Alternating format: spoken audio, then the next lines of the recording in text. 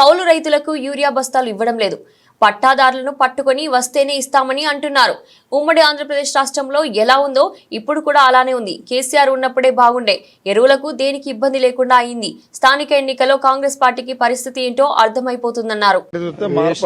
మార్పు ఏం లేదన్న, ఇంకా ఘోరంగా అయింది. దీన పరిస్థితి అవుతుంది. పాత తెలంగాణ ఎట్లున్నదో అప్పటి తెలంగాణ ఇప్పుడు సేమ్ అదే ఇబ్బందుల పాలవుతుంది. కేసీఆర్ ఉన్నప్పుడు ఎట్లున్నా అది బాగుండే అన్న పరిపాలన, ఎరువులకైనా మాకు మందులకైనా పాలన అంతా ఇప్పుడు ఏమున్నా వేస్ట్ అంతా.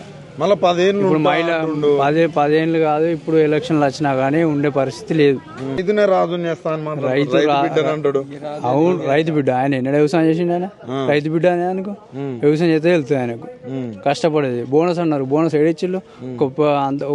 ఒకటే సీజన్ ఇచ్చిళ్ళు, వానాకాలం ఇప్పుడు మొన్న వేసవి కాలం, పోయిన వేసవి కాలం వడ్లకు ఎవరికి బోనస్ చేయలే. రైతు భరోసా రెగ్యులర్ పడుతుంది. రైతు బోనస్ మొన్నటిసారి పడ్డది ఒకటి, అంతకు ముందు ఏం పడలేదు. రుణమాఫీ కూడా అందరికి ఖచ్చితంగా కాలేదు. ఇట్లా అయితే ఎట్లా మరి పరిస్థితి? ఎట్లా అంటే ఎట్లా ఉంది రైతు పరిస్థితి? అన్ని రావట్లేవు అంటారు. ఎలా మీ జీవనానికి ఆధారమే వ్యవసాయం. ఏమున్నా అదే దెబ్బ కొడితే మీ పరిస్థితి ఏంది? లాస్ట్ కి అందరు అడక తినక అది కత్తది. ఏమున్నా రైతునే ఏడిపించిన వాళ్ళు, ఎవరు బాగుపడిన వాళ్ళు చరిత్ర లేదు. ఓకే.